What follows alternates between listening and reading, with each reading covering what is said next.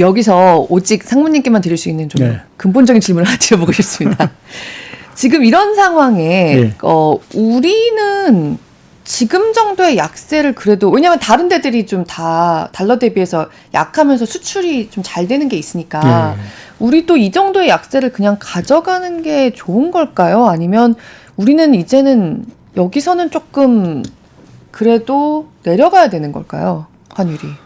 우리에게 어느 쪽이 더 유리한 상황일까요? 지금 왜냐면 봐서는 네. 사실은 뭐 우리나라 통화 자체만 뭐 나홀로 강세로 갈 필요는 사실 저는 없다고 생각합니다. 네. 그러니까 지금 이게 우리만의 나홀로의 약세였다라고 하면 상당히 문제가 네. 될 텐데 지금 말씀드린 대로 엔화도 뭐 155엔을 코앞에 두고 있는 네. 상황들이고 유로화 가치도 그렇고 지금 오히려 보게 되면 지금 원화 환율 자체는 지금 뭐 우리가 원달러 환율이 많이 올라갔다고 하지만 아직 900을 회복을 못했습니다. 네. 그러니까 그 얘기는 우리나라가 수출 경쟁력에서 일본에 밀리고 있다라는 의미가 될 수 있는 네. 부분들이어서 여기서 자칫 뭐 우리나라 원화 강세를 추진한다라는 것이 한편에서 보면 우리나라 수출 경쟁력 자체를 상당 부분 더 이제 약화시킬 수 있지 않을까라는 쪽이 좀 생각을 하고 있고요. 어제 이제 뭐 여러 가지 기사 중에 하나 눈에 있는 게 그 파이낸스 타임즈에서 이제 한국의 기적은 끝났는가 뭐 이런 기사가 나왔다라고 하더라고요. 네. 그래서 그러한 이제 우리나라의 어떤 그 얘기가 나온다라는 거는 그만큼 국내 경제 자체에 대한 어떤 외부의 시각이 썩 좋지는 않다라는 의미인 거고요. 네. 이제 그렇게 보면 원화가 사실은 강세가 갈 이유는 사실은 없겠죠. 물론 네. 여기서 원화가 더 다시 뭐 1,400원을 넘어서 가는 흐름 자체도 예, 뭐 좋은 흐름은 아니긴 하지만 네. 그렇다고 해서 뭐 펀더멘탈이 뒷받치면 안 되는데 뭐 원화 강세 가지도 않겠지만 그러한 강세를 굳이 유도할 필요도 사실은 저는 없다라는 쪽으로 좀 생각을 좀 하고 있습니다. 아무래도 우리나라는 이제 수출을 갖고 먹고 사는 국가이기 때문에 네. 그러한 부분에서는 원화의 어떤 약세 흐름이라는 것이 뭐 우리나라 산업이라든지 또 수출 쪽에는 당연히 긍정적일 수밖에 없는 부분들. 물론 이제 수입을 하시는 분들은 상당히 네. 이제 힘드시고 또 이제 해외 뭐 유학을 보내시고 하는 분들은 상당히 좀 어려운 부분들이 있긴 하지만 네. 그래도 지금은 여타 통화 그 흐름과 사실은 좀 보조를 맞출 필요성은 분명히 있다라는 좀 생각을 하고 있습니다. 그러니까 지금 사실 수입 물가를 생각하면 너무 힘든 상황이긴 하지만 지금 다른 나라에 비해서 수출 경쟁력이 약화될 수 있는 부분이 있다 보니까 이렇게 대부분의 통화들이 달러 대비해서 약세를 나타내고 있는 상황에서는 사실 좀 억지로 올리는 것도 부담스러운 상황이다. 네. 네, 그렇게 얘기를 할 수 있겠죠. 근데 또 그 미국 연준에서 이제 그 달러 대비 같이 보는 26개 나라들 중에서 우리나라의 약세가 그래도 7번째라고 하더라고요. 앞에서 7번째. 근데 우리는 이제 엔화랑 비교를 해야 되니까 엔화가 훨씬 더 떨어졌으니까 그게 부담이 큰 거죠. 그렇죠. 예. 네.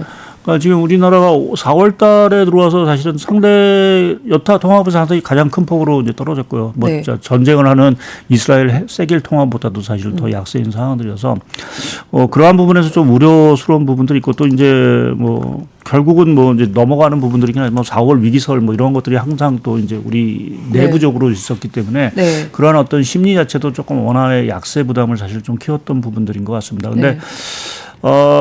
근데 뭐 다행스럽게 지금 국내 여러 가지 이제 신용에 대한 문제 자체는 뭐 아직 그 해결된 부분들은 아니지만 사실은 그 확산이 되는 분위기는 또 네. 아닌 상황들이고 해서 또 외국인의 어떤 주식의 순매수 흐름 자체도 계속해서 좀 뭐 지난주는 좀 매도가 있었긴 했지만 네. 전반적인 흐름 자체는 여전히 조금 순매수 기조를 좀 유지하고 있다라는 측면에서 보게 되면 이제 배당금 송금 수요도 이제 끝났고 그래서 전체적으로 좀 원화 가치 자체가 조금 안정을 좀 찾아갈 수 있는 네. 그러한 국면에 조금 진입을 하고 있지 않나 좀 생각을 하고 있습니다. 근데 방금 아까도 잠깐 말씀하셨지만 사실 그 달러 엔 환율이 지금 90년 이후로 최고치이잖아요. 네. 여기서 엔화가 더 밀릴 수도 있을까요? 뭐 밀릴 수는 있을 텐데 네. 밀렸을 경우에 나올 수 있는 부작용은 이제 또 다른 또 리스크를 네. 좀 저는 키우지 네. 않을까 좀 생각을 하고 있고요. 좀 어떤 부분이 있을까요? 화면상에 일단 화면상에 보시게 되면 지금 저 파란색으로 이렇게 툭툭 튀어나온 막대 그래프 자체는 일본 은행이 이제 외환 시장을 개입했던 어떤 사례들을 쭉 이제 모아놓은 건데요. 네.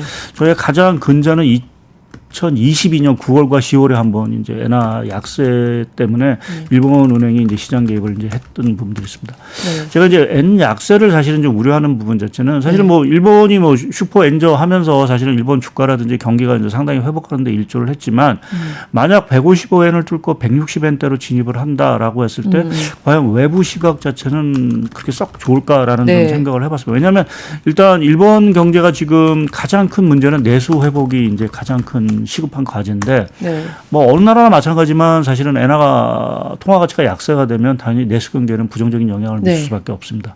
또 이제 물가라든지 이러한 것들도 더 압력이 커지겠죠.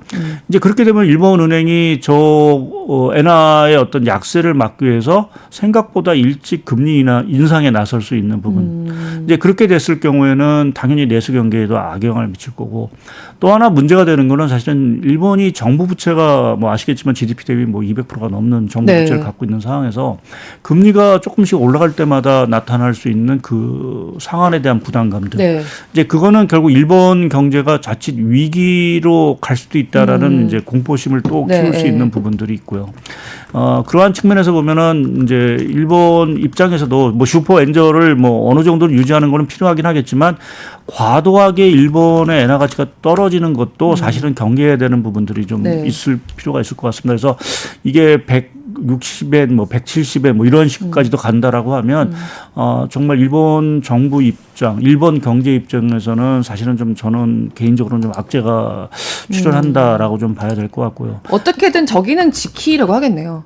예, 일단은 네. 지키지 않을까를 좀 생각을 하고 해서 지난주 이제 미일 재무장관이 만나서 사실은 이제 뭐 구두 개입도 했지만 그 전에 상당한 뭔가 논의가 있었던 상황으로 봐서는 뭔가 일본 정부가 미국에 대해서 그 시장 개입에 대한 어떤 사전적인 어떤 허락 뭐 비슷한 그러한 용인을 조금 받은 사항들이 아닌가. 그래서 뜻밖의 지난주에 이제 G7 재무장관에서 외환시장에 대한 공동 성명문이 나온 네. 것들로 봐서는 뭔가 일본이 준비를 하고 있다라는 좀 저는 생각을 좀 갖고 있고요. 그래서 네. 150엔을 넘어가는 순간에 일본은행이 뭐 틀릴 수도 있긴 하겠지만 일본은행이 조금 공격적인 시장 개입에 나서면서 엔화 가치를 좀 안정시키지 않을까 좀 생각을 좀 하고 있고요. 이제 그렇게 됐을 때는 당연히 뭐 달러 가치도 이제 떨어질 거고 네. 뭐 그러한 부분에서는 조금 시장에 조금 이제 환에 대한 어떤 우려 이런 것들을 좀 진정시킬 수 있는 그러한 계기가 될 거로 보고 있습니다. 그리고 이제 역설적으로 이제 150엔이 넘어서면 이제 왜 자꾸만 이제 안 좋게 보냐면 당연히 달러 가치가 이제 급등을 하겠죠. 네. 엔이 급격히 약세가 되면 또 네. 우리나라 또 유로화라든지 이런 것들도 덩달아서 사실 약세가 된다라고 하면 달러의 어떤 급격한 강세라는 것이 기본적으로 시장에는 썩 좋은 신호로 사실은 현 시점에서 받아들이기 좀 받아들이기 좀 쉽지 않다라는 측면에서 보게 되면 이 정도 수준에서 사실은 좀 엔화가 좀 약세가 멈춘 게 좀 맞지 않을까 좀 생각을 하고 있고 우리나라 입장에서도 네. 아까 말씀드렸듯이 지금 우리나라 그 원화는 환율 자체가 한 890원 정도 됩니다. 네. 근데 엔화 가치가 갑자기 더 오른다. 그러니까 900원대 환율을 결국 이게 균형적으로 맞추기 위해서는 원달러 환율이 더 올라가야죠. 그럼 1,400원대가 결국 뚫린다라는 의미가 되는 부분들이어서 그렇게 되면 이 1,400원대라는 게 뭐 큰 의미를 갖고 있는 건 아니지만 항상 이제 1,400원대 우리가 뭐 지난번에도 말씀드렸듯이 항상 뭔가 안 좋은 네. 기억들이 있어서 이러한 것이 이제 금융시장에는 또 다른 또 악재 뭐 이러한 것들로 좀 작용할 수 있다라고 보고 있습니다. 그래서 뭐 개인적으로는 사실은 여기서 엔화가 더 뭐 약세로 가는 거를 그렇게 뭐 반길 소식은 사실은 좀 아니지 않겠느냐 좀 생각하고 또 뭐 환율을 떠나서 엔화가 너무 이렇게 약세가 되면 우리나라 일본과의 그렇죠. 어떤 수출 경합도에서도 사실은 밀릴 수 있다라는 부분도 뭐 국내 수출 경제에는 사실은 조금 악재로 좀 작용할 수 있는 부분들이 있겠죠. 만약에 엔화가 이대로 계속 떨어져서 좀 동반 약세가 나타난다고 해도 그러면 이제 우리가 감내할 수 있는 수입 물가의 수준이라는 예. 것도 있잖아요. 그게 너무 크게 그러니까 우리도 그렇게 되면 이제 수입 물가도 올라가고 또 네. 하는 입장에서는 뭐 이게 울며 겨자 먹기로 금리 인상에 사실은 오히려 또 네. 인하가 아니라 뭐 인상을 안 한다 네네. 하더라도 금리 자체를 전 기조를 동결을 상당 기간 할 수밖에 없는 네. 그러한 상황으로 몰리게 된다라고 하면 무엇보다 무엇보다도 사실은 내수의 치명타가 되겠죠. 네. 지금 가정이나 부동산 경기가 조금은 좀 살아날 기미 있는데 만약 그러한 것들이 살아나지 못한다라고 하면 당연히 뭐 부동산 경기가 다시 악화되고 부동산 PF 리스크는 다시 커질 수 있는 네. 그런 어떤 악순환적인 어떤 상황으로 좀 내몰릴 수 있는 부분들도 있어서 여하튼 조금 뭐 환율이 현 레벨에서 더 올라가는 부분 자체는 뭐 시장이 조금 뭐 계속 좀 부정적으로 좀 볼 수밖에 없는 부분들이 아닌가 보고 있습니다.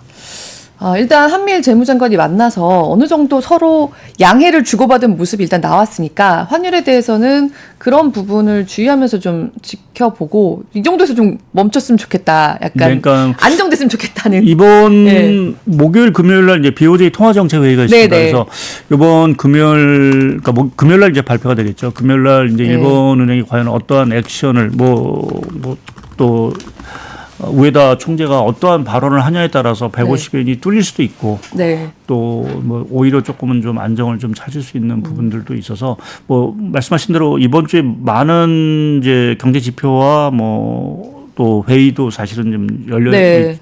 대기하고 있어서 상당히 조금 환 시장이라든지 또 주식시장에도 상당히 조금은 좀 뭐랄까요 좀 이벤트가 좀 많은 한 주가 되지 않을까 좀 생각을 하고 있습니다. 5월 시작하기 전에 이번 주에 좀 잔인했던 4월을 지나서 좀 시장의 색깔이 좀 더 명확해진 상황이 될 것 같은데 이 회사 어느 쪽으로 명확해지는지 지금 다들 촉각이 곤두서 있습니다.